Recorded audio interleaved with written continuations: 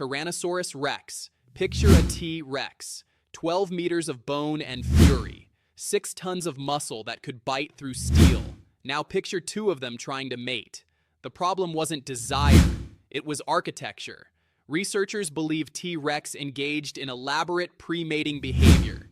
Scent marking, vocalizations, possibly color displays we can't see in fossils. Why? Because approaching one of these animals uninvited was a death sentence, even for another T-Rex. Fossil evidence shows healed bite wounds on specimens consistent with mating aggression. They had to negotiate, badly, and with teeth. The female was larger. She set them. He either passed the test or became a snack. Nature doesn't do romance. It does auditions. Triceratops, 3 horns, a frill the size of a coffee table. The frill wasn't armor, it was a billboard.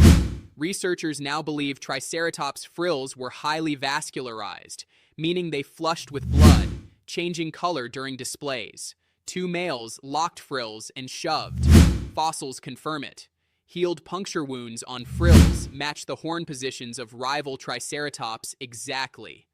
This wasn't symbolic posturing. This was sustained, brutal, potentially lethal competition. And the winner?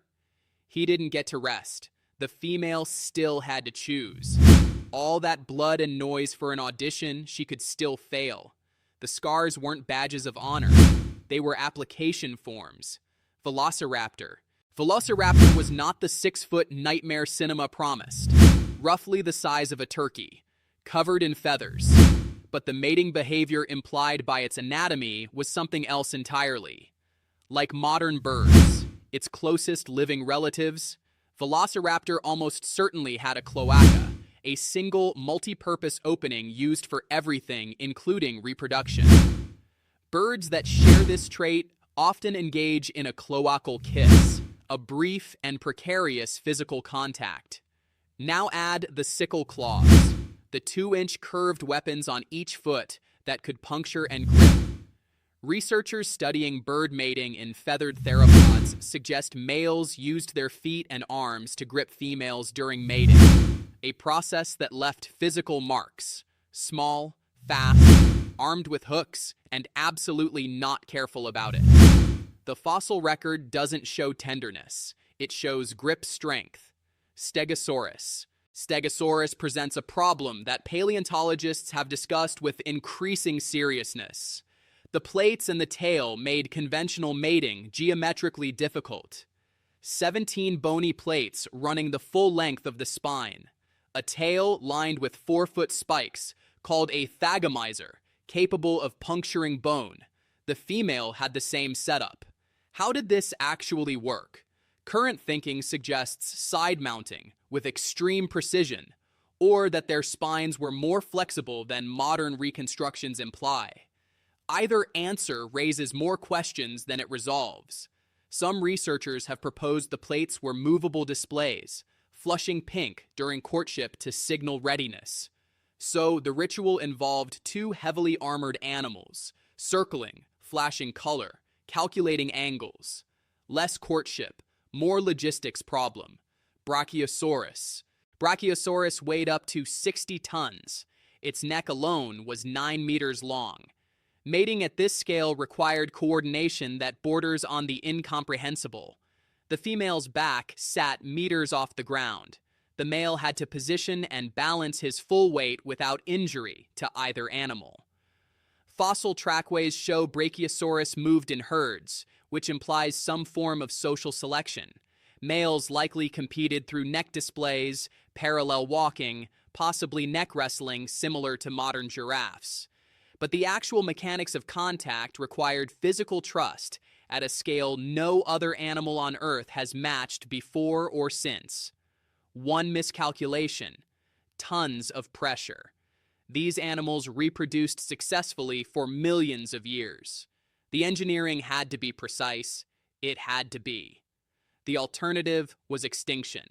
Spinosaurus? Spinosaurus didn't just live on land. Recent evidence confirms it was semi-aquatic. Short, dense legs, crocodilian snout, bone density suited for buoyancy. which means its mating behavior may have crossed two environments entirely. The sail on its back, up to 2 meters tall, formed by elongated vertebrae, almost certainly functioned in display, like a fin cutting above water, a signal visible from distance. Evidence from crocodilians and aquatic birds suggests Spinosaurus may have conducted courtship displays in shallow water before moving to land for contact. Two environments, two sets of physical challenges, one animal trying to communicate desire across both. The sail wasn't decoration. It was a broadcast tower. Ankylosaurus. Ankylosaurus was built to be impenetrable.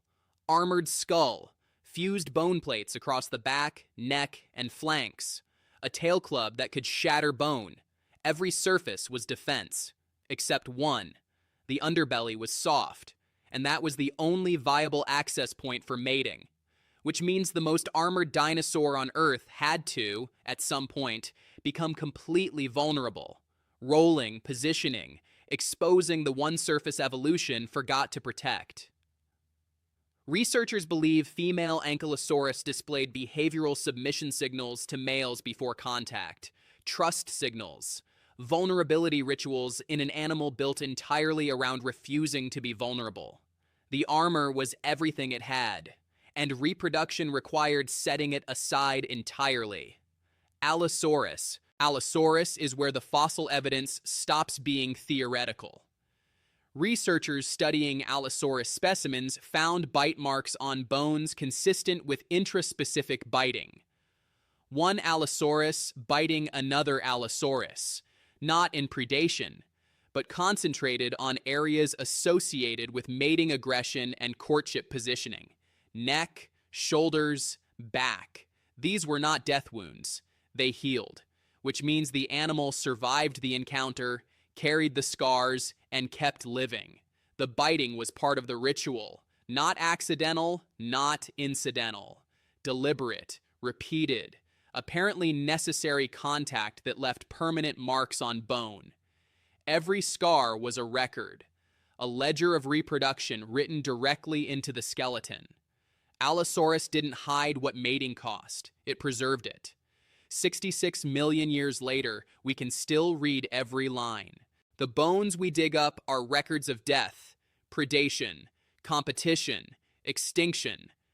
But they're also records of persistence, of animals finding ways to reproduce under conditions of extreme physical constraint, mortal risk, and architectural impossibility.